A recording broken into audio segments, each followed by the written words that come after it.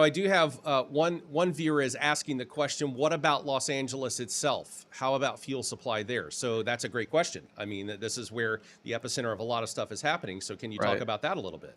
Yeah, Los Angeles, as I mentioned, there are several refiners there. I'm not aware of any impacts to the refineries in Southern California at all. So, Los Angeles fuel is not an issue in any way, shape, or form. Thankfully, because you have refineries there, you don't rely on a pipeline to deliver your gasoline very far.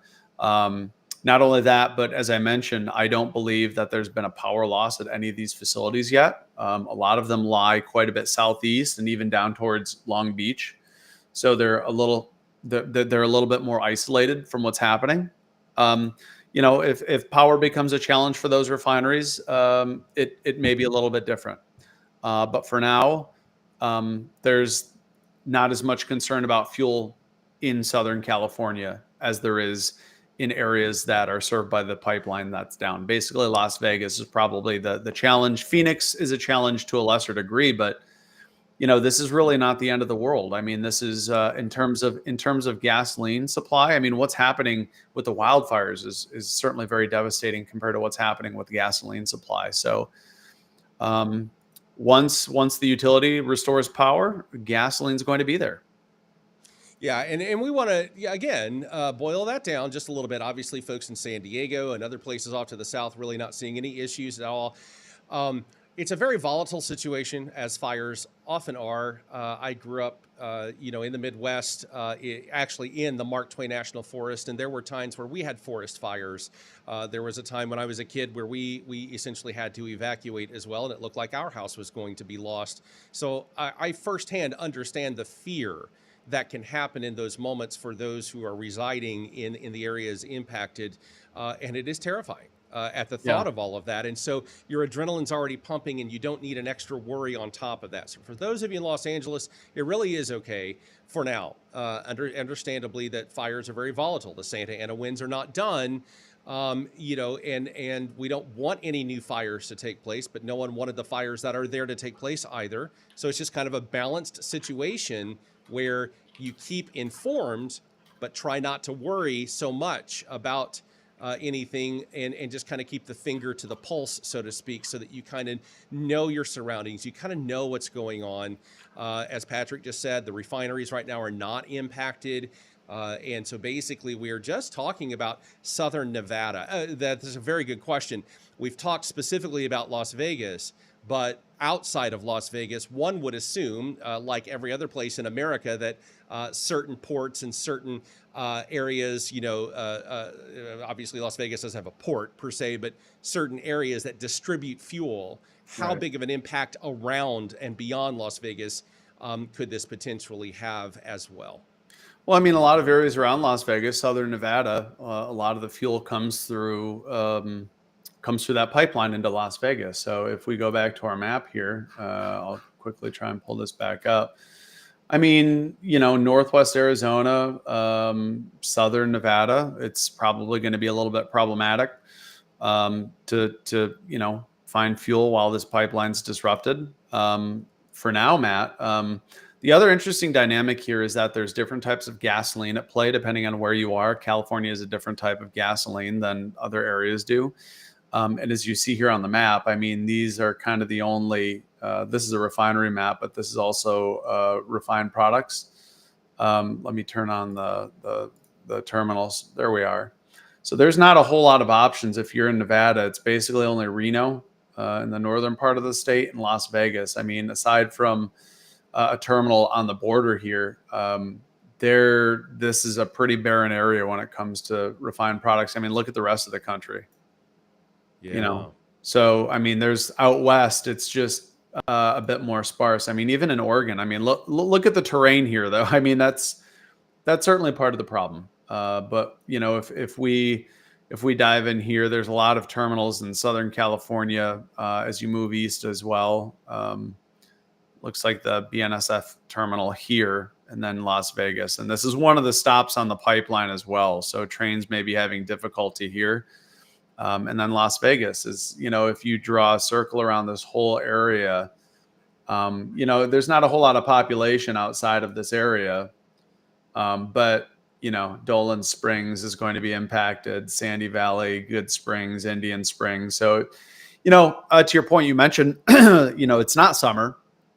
So demand for gasoline tends to be a little bit lower this time of year. So hopefully that'll provide at least a little bit of breathing room in this situation. But, our thoughts with you if you're in Southern California. A lot of devastation there, but wanted to focus on what's happening with this pipeline disruption. Matt, it's been a little bit, it's been interesting watching how authorities are reacting to this in Las Vegas, trying to keep the peace, but at the same time, maybe, not using the delicacy of the situation very right. But to your point, we'll continue watching this. Well, and I'll throw out there, emergency responders and other folks that stand in front of a microphone, they're people too. And the amount of stress and tension that they are under right now, just simply trying to get a grasp on all of this stuff.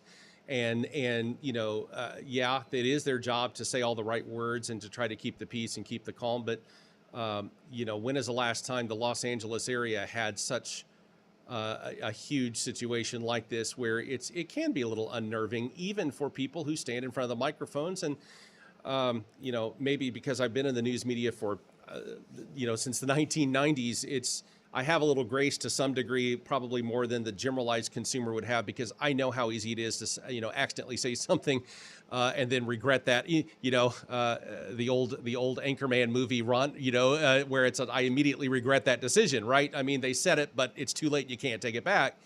It's, again, self-awareness and helping yourself understand what's going on, factually speaking, I think is the best way for anybody to kind of look at any kind of a situation like this, or any kind of an emergency, actually. So, yeah, maybe they could have chosen words better, but I mean, they're under an enormous amount of pressure as well.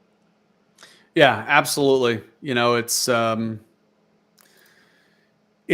an easy situation, all things around. But yeah, hopefully folks will find a little bit of information here. Matt, the other thing I'd mentioned to you is authorities. Let me share this here a minute.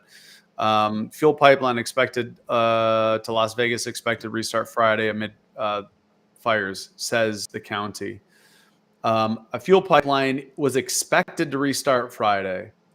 But if you notice, it's Clark County Office of Emergency Management, but there's not really any sort of, they say a solution has been put in place which will power the Kinder Morgan fuel line. I think what they're actually referring to, Matt, is what I had said, which is they're going to truck fuel in. They're not going to restart the pipeline. So right. That could be problematic, but we'll keep an eye on it. We'll update everyone on what's happening. And I saw something else there, which was also important in their statement. The public is encouraged not to panic buy. That's kind of what we were talking about, is to make sure that people, are responsible. I mean, we all have our moments of responsibility, right? We all have a self-responsibility too. So the panic buy situation will exacerbate the problem. So as Patrick just mentioned, if you need fuel, that's one thing. If you've got 3/4 of a tank and you're only going to be using, a tenth of a gallon to get from point A to point B, then you probably don't need fuel at that moment. So yeah, and just try to relax. Yeah. I mean, fuel will be there. If you look at this massive line here, this was last night in Las Vegas. Here's what the Las Vegas Metro Police Department said, though, that I wish they'd have been a little bit more delicate. We are fueling our vehicles.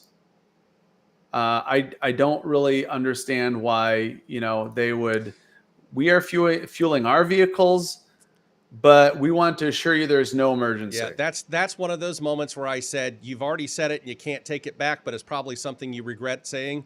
People are human. We're all human beings. And even the people who stand in front of microphones and make statements are human beings. Probably not the best choice of words, but it's said now and you can't take it back. So it is kind of what it is. You're exactly right. We're fueling our vehicles, but you guys don't worry.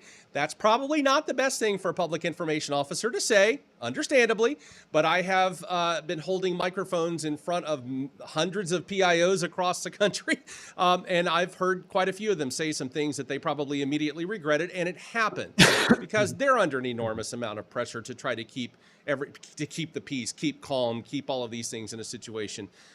So yeah, that was probably something they may have wanted to have said just slightly differently.